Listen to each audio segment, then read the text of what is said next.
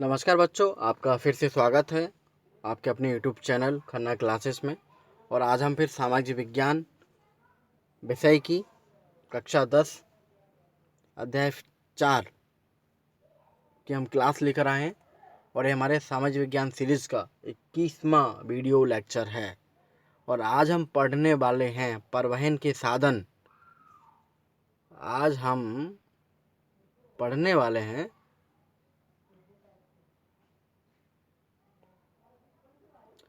परिवहन के साधन। स्थल परिवहन में आज हम पढ़ेंगे सड़क परिवहन को। ठीक है, सड़क परिवहन पढ़ेंगे, फिर अगले वीडियो में हम रेल परिवहन, फिर जल, फिर वायु, ऐसे समझते हुए हम पढ़ते रहेंगे। तो आपको सिर्फ इतना करना है कि अपने चैनल को सब्सक्राइब करिए और ज़्यादा से ज़्यादा शेयर कीजिए। जो सब्सक्राइब कर चुके हैं उनको बहुत बहुत धन्यवाद, वो शेयर करें। और जो सब्सक्राइब नहीं किए हैं चैनल को, वो ज़रूर सब्सक्राइब करें। और अगर आपके पहचान में कोई बच्चा कक्षा 10वीं में पढ़ रहा है या स्टूडेंट है तो उसको ज़रूर बताइए कि वो भी इससे जुड़े। चलिए आज हम अपना प्रारंभ करते हैं अपना टॉपिक, सड़क परिवहन। सड़क परिवहन भारत में सड़क परिवहन अत्यंत प्राचीन है, क्योंकि पहले सड़कें ही हुआ करती थी चलने के लिए। रेल भी नहीं थी, वायु मार्ग तो था ही नहीं, जल मार्ग भी नहीं था। तो अत्यंत प्राचीन हमारा सड़क परिवहन है।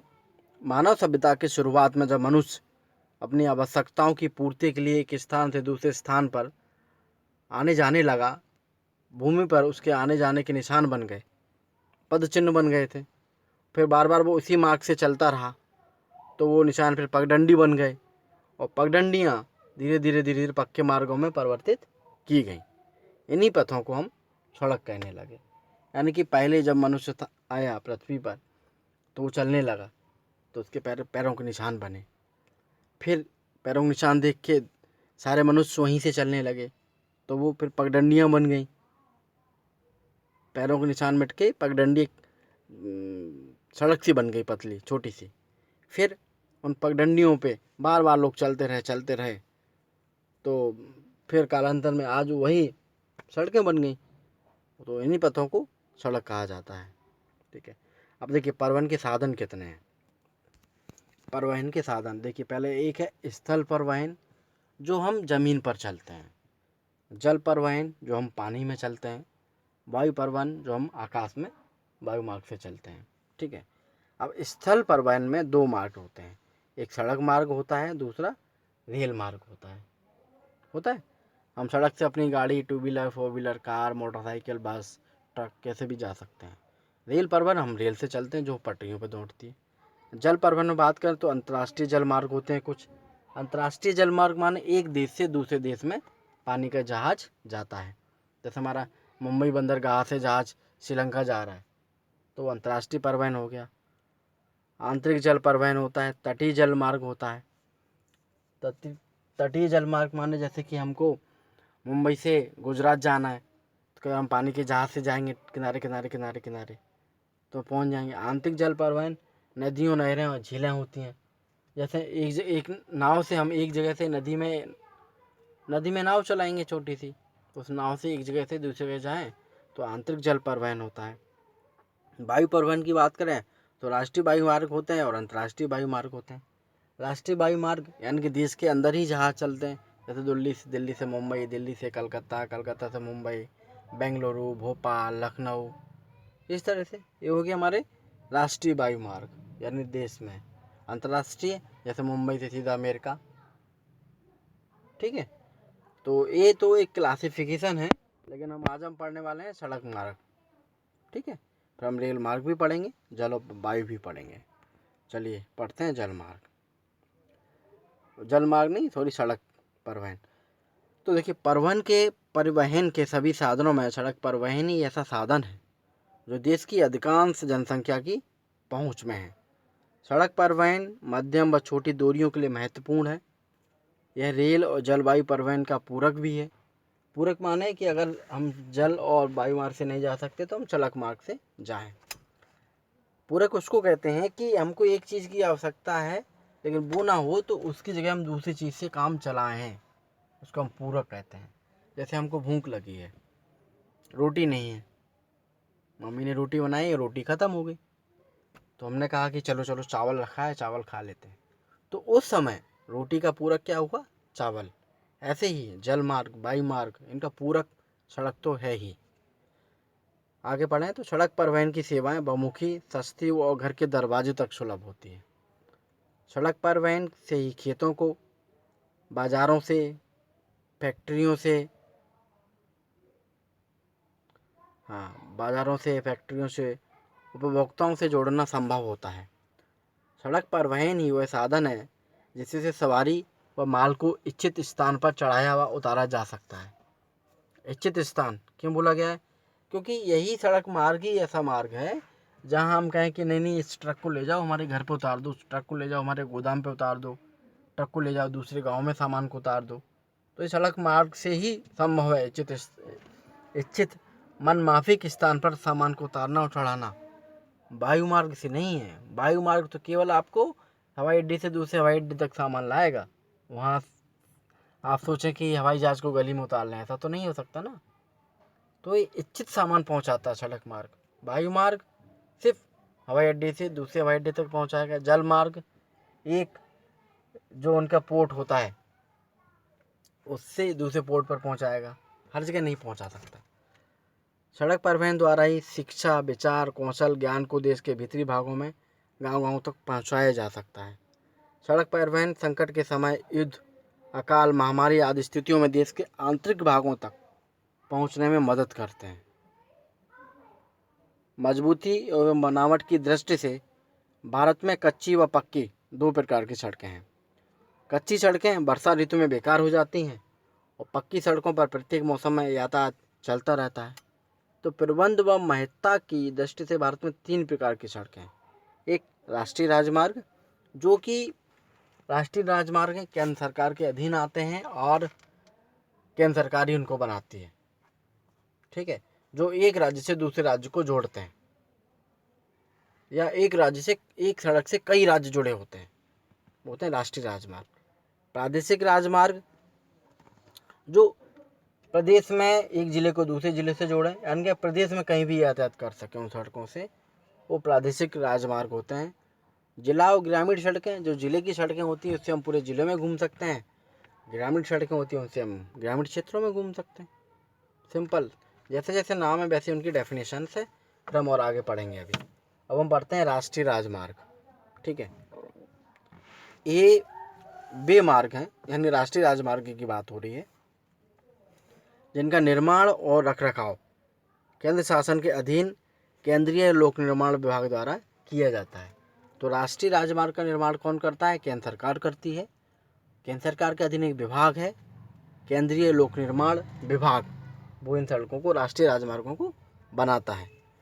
ये पक्की सड़कें देश के राज्यों की राजधानियाँ, बड़े औद्योगिक व्यापारिक नगरों, प्रमुख बंदरगाहों और पड़ोसी देशों की सड़कों से मिलती हैं। कहा ना कि राष्ट्रीय राजमार्ग है, तो उन राजमार्गों से सारे देश में हम कहीं भी जा सकते हैं और विभिन्न राज्य उनसे जुड़े होते हैं। भारत में राष्ट्रीय राजमार्गों की कुल लंबाई 58,112 किलोमीटर है। भारतीय सड़कों की कुल लंबाई में राष्ट्रीय राजमार्गों का योगदान केवल 2% है। जो हमारे राष्ट्रीय राजमार्ग है उनका योगदान देश की सड़कों में 2% है। ये पुराना डाटा है 2017 का, लेकिन अभी पिछले 2.5-3 सालों में और राष्ट्रीय राजमार्ग बन चुके होंगे, थोड़ी लंबाई बढ़ गई होगी, लेकिन अपन इसी मोटे मोटे आंकड़े को पकड़ के चलते हैं। लेकिन इनमें कुल सड़क परिवहन का 45% परिवहन होता है, यानी कि देश में जितनी भी सड़कें हैं उनमें इनका हिस्सा जरूर 2% है, ये केवल 2% है, लेकिन देश का आधे से ज़्यादा परिवहन यही सड़कें वहन करती हैं, 45%। आगे बढ़ते हैं कि देश में आर्थिक विकास को बढ़ावा देने के लिए राष्ट्रीय राजमार्ग विकास परियोजना एक स्कीम बनाई। राष्ट्रीय राजमार्ग विकास परियोजना 1999 में तैयार की गई, जिसके अनुसार सन 2007 तक करीब 14,000 किलोमीटर लंबे 4 और 6 लेन, यानी 4 लेन और 6 लेन वाले राष्ट्रीय राजमार्ग का लक्ष्य है। देश के कुछ राष्ट्रीय राजमार्ग निम्नलिखित हैं। देखिए कुछ राष्ट्रीय राजमार्ग जिनकी हम बात करते हैं, इसमें भी दिख रहा है। देखो बच्चों, ओ और छोटा करना पड़ेगा। देखो ये जो ए लाइन है राष्ट्रीय स्वर्णिम चतुर्भुज की है। तो स्वर्णिम चतुर्भुज कहाँ का है? देखो दिल्ली से चला है, दिल्ली राष्ट्रीय राजमार्ग संख्या, देखो चलो मैं बताता हूँ आपको थोड़ा सा, ठीक है इतना। राष्ट्रीय स्वर्णिम चतुर्भुज की बात करें तो ये देखो दिल्ली से चला है, दिल्ली, गुड़गांव, ग्वालियर, उदयपुर, अहमदाबाद होते हुए मुंबई आ गया।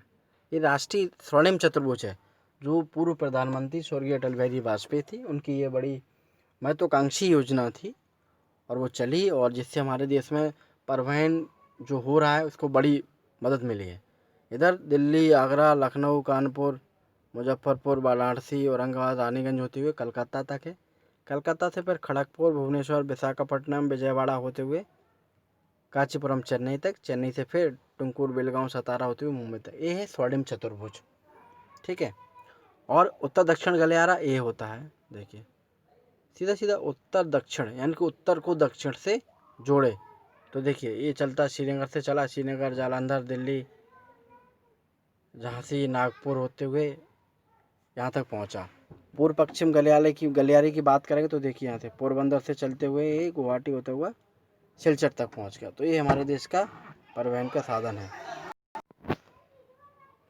तो ये हमारे स्वर्णिम चतुर्भुज था, उत्तर दक्षिण कॉरिडोर और पूर्व पश्चिम कॉरिडोर। और जो स्पॉट बिंदी में लिखा है ये NH, जैसे हम बात करें दिल्ली से, देखिए दिल्ली से, ये जो दिल्ली से आगरा के बीच में है तो ये NH2, नेशनल हाईवे 2, और आगरा देखो ये है 2, और आगरा ये NH3 हो गया, ये NH75 हो गया, ये NH25 हो गया, ठीक है ना। तो इस तरह से ये नंबर लिखे हैं नेशनल हाईवे के, राष्ट्रीय राजमार्गों के, ठीक है। चलिए चलते हैं, आगे पढ़ते हैं अपन। अब राष्ट्रीय राजमार्ग पढ़ते हैं, मैं राष्ट्रीय राजमार्ग पढ़ लेते हैं जो टेबल में दिए हैं, ये बहुत ज़रूरी हैं हम लोगों के लिए। जैसे कि पहला है राष्ट्रीय राजमार्ग क्रमांक 1, ये अमृतसर, अम्बाला, जालंधर, दिल्ली, 456 किलोमीटर का है। NH1A जालंधर, माधोपुर, जम्मू, बनिहाल होते हुए श्रीनगर, बारामूला, उरी तक है, 663 किलोमीटर का है। जैसे NH3 देखिए जो अपने मध्य प्रदेश में है, आगरा से ग्वालियर, इंदौर, नासिक, मुंबई, 1161 किलोमीटर। इसलिए इसको ये जो NH3 है ना, इसको AB रोड भी बोला जाता है, AB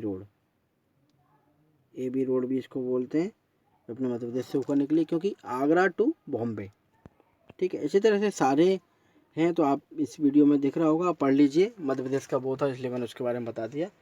अब आगे देखते हैं प्रादेशिक मार्ग। प्रादेशिक मार्ग क्या है? वही डेफिनेशन है कि जिन सड़कों की मदद से हम पूरे प्रदेश में कहीं भी जा सकें। इन सड़कों का निर्माण देखरेख राज्य सरकारें व केंद्र शासित प्रदेश करते हैं। ये सड़कें प्रदेश के जिला मुख्यालयों को प्रदेश की राजधानी से जोड़ती हैं। उनकी कुल लंबाई 99,000 किलोमीटर है। अब हम बात करते हैं जिला और ग्रामीण सड़कों की। तो ये कच्ची पक्की सड़कें परस्पर गाँवों को आपस में पास की मुख्य सड़कों से एवं जिला मुख्यालयों की सड़कों से जोड़ती हैं। इन सड़कों का निर्माण, रखरखाव राज्य शासन व केंद्र शासित प्रदेशों के निर्देश में जिला परिषदें करती हैं। कस्बा गाँव में परिवहन सुविधा प्रदान करना इन सड़कों का मुख्य उद्देश्य होता है। भारत में इन सड़कों की कुल लंबाई 8 लाख किलोमीटर है। समझ गए? जिला सड़कें, ग्रामीण सड़कें, यानी कि जो जिले की सड़कें हैं वो गाँवों को कच्ची पक्की सड़कों को लेते हुए और उनको जिले की सड़कों से, मुख्य सड़कों से जोड़ देती है। भारत में सड़कों का निर्माण प्राचीन काल से होता रहा। मुस्लिम शासकों में सड़क निर्माण की ओर विशेष ध्यान दिया था। शेर शाह सूरी ने कलकत्ता से पेशावर तक राजमार्ग का निर्माण कराया, जिसे ग्रैंड ट्रंक रोड कहा जाता है, जिसको हम बोलते हैं क्या, GT रोड। शेर शाह सूरी ने बनवाया था, ये प्रश्न आता है, इसको विशेष रूप से याद रखिए। आगे बढ़ते हैं कि 31 मार्च 1997 तक भारत में सड़कों की लंबाई 24,65,877 किलोमीटर हो गई थी, जिसमें पक्की सड़कों की लंबाई 13.94 यानी कि लगभग 14 लाख किलोमीटर तक थी और कच्ची सड़कों की लंबाई 11 लाख किलोमीटर के लगभग थी। तो भारत में सड़कों का विकास क्षेत्रीय आवश्यकता सड़क निर्माण की सुविधा के अनुसार हुआ है। देश के लगभग 50% सड़कें प्रायद्वीपीय भारत में स्थित हैं। सड़कों का सर्वाधिक घनत्व केरल, तमिलनाडु, उड़ीसा और गोवा में है। दक्षिण भारत में सड़कों के निर्माण की स्थिति उत्तर भारत की तुलना में बेहतर है। इनका एकमात्र कारण ठोस धरातल व सड़क सामग्री निर्माण की सुलभता है। गोवा में पक्की सड़कों का घनत्व सबसे अधिक 153.85 किलोमीटर प्रति 100 वर्ग किलोमीटर है, यानी कि 100 किलोमीटर में के एरिए में 100 वर्ग किलोमीटर के एरिया में 153 किलोमीटर सड़क बनी हुई है वहाँ पे पक्की। इसके बाद केरल का नाम आता है, फिर तमिलनाडु का नाम आता है, फिर पंजाब राज्यों में पक्की सड़कों का घनत्व सर्वाधिक है। पक्की सड़कों की लंबाई में महाराष्ट्र प्रथम, उत्तर प्रदेश द्वितीय, तमिलनाडु तृतीय क्रम में है। केंद्र शासित प्रदेशों में पक्की सड़कों का सबसे अधिक लंबाई क्रमशः दिल्ली, पांडिचेरी और चंडीगढ़ में है। भारत के सिक्किम, मिजोरम, मेघालय, मणिपुर, अरुणाचल प्रदेश, दमनदीप, लक्षद्वीप में सड़कों का विस्तार पर्वतीय और सघन वनों के कारण बहुत कम है। ग्रामीण क्षेत्रों में प्रधानमंत्री ग्राम सड़क योजना के तहत भी सड़कों का विकास किया जा रहा है। प्रधानमंत्री ग्राम सड़क योजना के उद्देश्य से 500 तक की आबादी वाले सभी गांवों को 12मासी सड़कों से जोड़ना है। उत्तर एवं उत्तर पूर्वी सीमावर्ती क्षेत्रों में सामरिक महत्व की सड़कों के विकास हेतु 1960 में सीमा सड़क विकास बोर्ड का गठन हुआ। इनमें मनाली हिमाचल प्रदेश से लेह जम्मू क्षेत्र के लद्दाख तक संसार की सबसे ऊंची सड़क बनाई गई, जिसकी औसत ऊंचाई 4270 मीटर है।